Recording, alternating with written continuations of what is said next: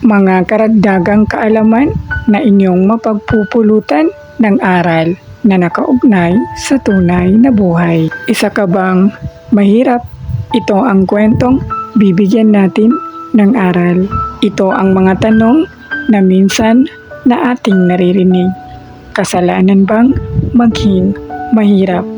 Wala kang kasalanan kung pinanganak kang mahirap, pero ang mas makasalanan kung mamamatay kang walang pangarap. Tandaan, dalawa lang ang meron tayong pamumuhay dito sa mundo.